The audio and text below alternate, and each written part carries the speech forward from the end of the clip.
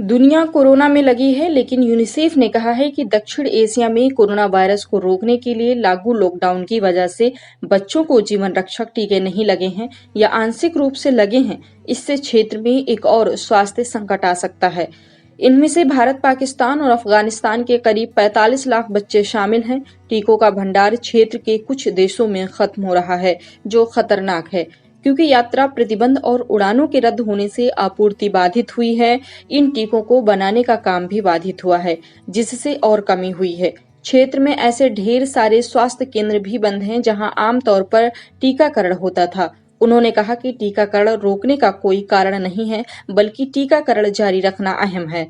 बच्चों के लिए काम आने वाली संयुक्त राष्ट्र की एजेंसी यूनिसेफ ने कोरोना वायरस महामारी के कारण बच्चों के टीकाकरण में पैदा हुए अवरोधों पर चिंता जताते हुए चेतावनी दी है कि अगर दक्षिण एशिया में बच्चों को जीवन रक्षक टीके नहीं लगाए जाते तो क्षेत्र में एक और स्वास्थ्य संबंधी आपात स्थिति पैदा हो सकती है। दुनिया में जितने बच्चे के टीके नहीं लग पाते या कम टीके लग पाते हैं, उनके करीब 1/4 यानी लगभग 45 लाख बच्चे दक्षिण एशिया में रहते हैं। इनमें से लगभग सभी या 97% भारत, पाकिस्तान और अफगानिस्तान के बाशिंदे हैं। कोरोना वायरस के कारण लागू लॉकडाउन के दौरान नियमित टीकाकरण बुरी तरह अवरुद्ध हुआ है और माता-पिता इस काम के लिए बच्चों को अस्पताल ले जाने से बच रहे हैं।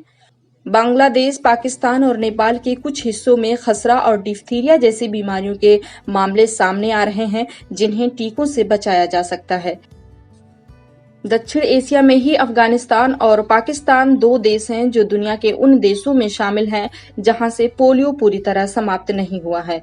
दक्षिण एशिया के लिए यूनिसेफ के क्षेत्रीय कार्यालय के लिए क्षेत्रीय स्वास्थ्य सलाहकार पॉल रटन ने कहा है कि क्षेत्र के कुछ देशों में टीकों का स्टॉक तेजी से कम हो रहा है, क्योंकि यात्रा पाबंदियों तथा उड़ानें निरस्त होने से आपूर्ति श्रृंखला बाधित हुई है।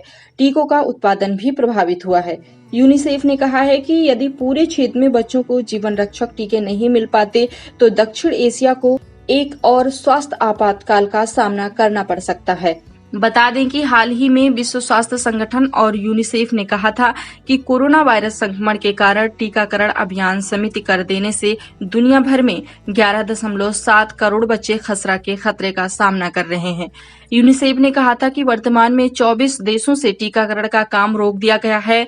इनमें से कई देश खसरा के खतरे का पहले से सामना कर रहे हैं। इसके अलावा कोरोना वायरस के कारण 13 अन्य देशों में भी टीकाकरण कार्यक्रम प्रभावित हुआ है।